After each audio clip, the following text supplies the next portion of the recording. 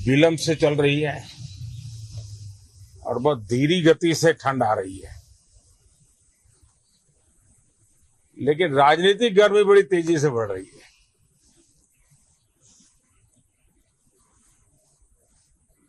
कल ही 4 राज्यों के चुनाव नतीजे आए हैं। बहुत ही उत्साहवर्धक परिणाम है। ये उनके लिए उत्साहवर्धक है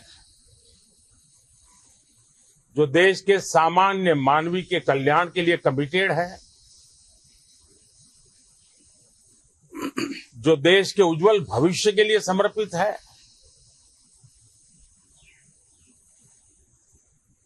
विशेषकर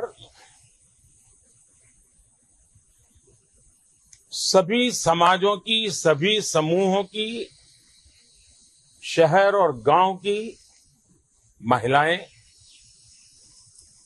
सभी समाज के, सभी समूह के, गांव और शहर के युवा, हर समुदाय के, समाज के किसान और मेरे देश के गरीब, ये 4 ऐसी महत्वपूर्ण जातियां हैं जिनका एम्पावरमेंट, उनके भविष्य को सुनिश्चित करने वाली ठोस योजनाएं और लास्ट माइल डिलीवरी,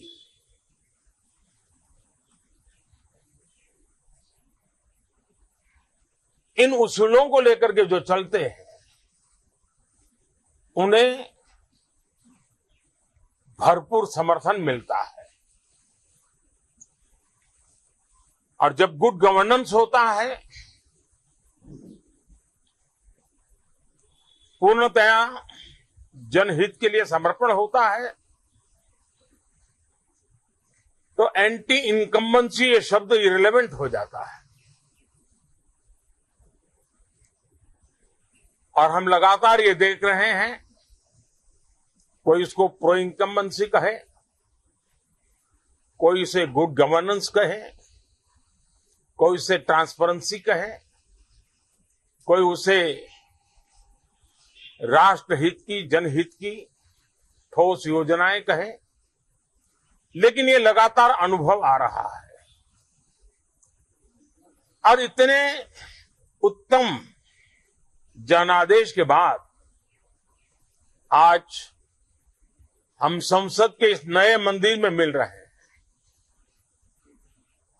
इस संसद भवन के नए परिसर का उद्घाटन हुआ, तब तो एक छोटा सा सत्र था, ऐतिहासिक निर्णय हुआ था, लेकिन इस बार लंबे समय तक इस सदन में कार्य करने का अवसर मिलेगा। नया सदन है, छोटी मोटी अभी भी शायद व्यवस्थाओं में कुछ कमियां महसूस हो सकती हैं। जब लगातार काम चलेगा, सांसदों और विजिटर्स को भी, मीडिया के लोगों को भी ध्यान में आएगा कि इसको जरा अगर ठीक कर लिया जाए तो अच्छा होगा। और मुझे विश्वास है कि आदरणीय उपराष्ट्रपति जी और आदरणीय स्पीकर महोदय के नेतृत्व में उन चीजों की तरफ पूरी तरह निगरानी है। और आपसे भी मैं कहूंगा, कोई चीज ऐसी छोटी मोटी आपके ध्यान में आए तो जरूर आप ध्यान आकर्षित करना, क्योंकि ये चीजें जब बनती हैं तो आवश्यकता के अनुसार बदलाव की भी जरूरत होती है। देश ने नकारात्मकता को नकारा है। मैं लगातार सत्र के प्रारंभ में विपक्ष के साथियों के साथ हमारा विचार विमर्श होता है, हमारी मेन टीम उनसे चर्चा करती है। मिलकर के भी सबके सहयोग के लिए हम हमेशा प्रार्थना करते हैं, आग्रह करते हैं। इस बार भी इस प्रकार की सारी प्रक्रियाएं कर ली गई हैं और आपके माध्यम से भी मैं सार्वजनिक रूप से हमेशा हमारे सभी सांसदों से आग्रह करता हूं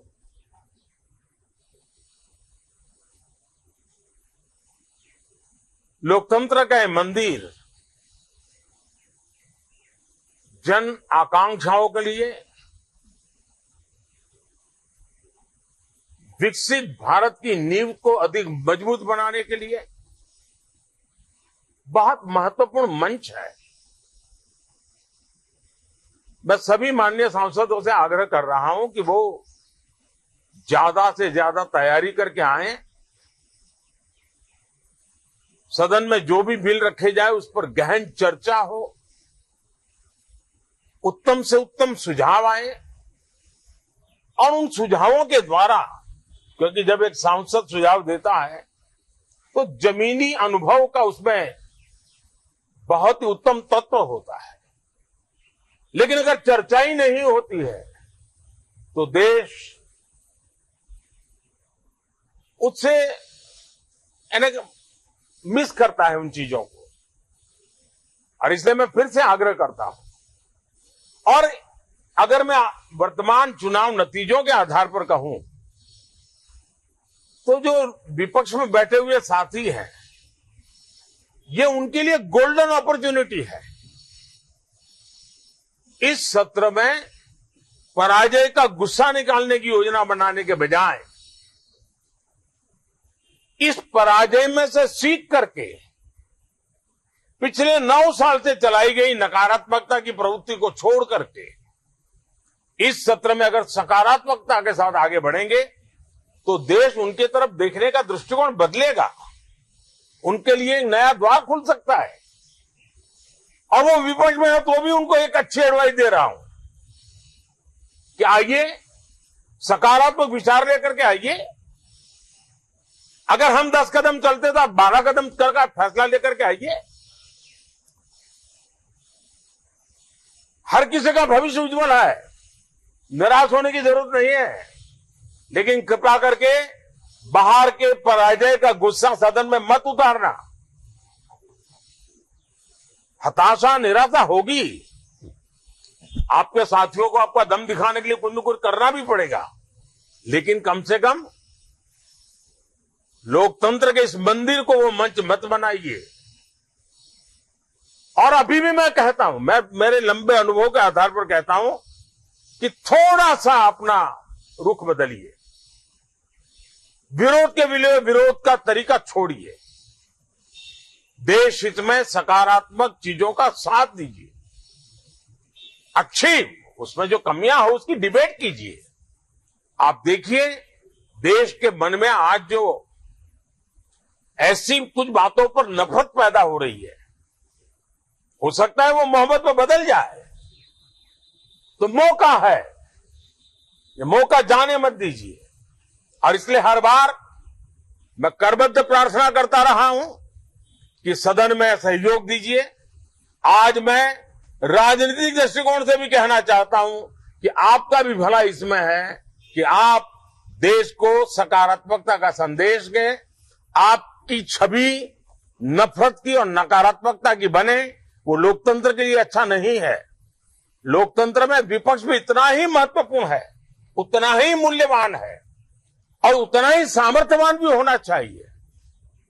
और लोकतंत्र की भलाई के लिए मैं फिर से एक बार अपनी ये भावना को प्रकट करता हूं। 2047 अब देश विकसित होने के लक्ष्य में लंबा इंतजार करना नहीं चाहता है।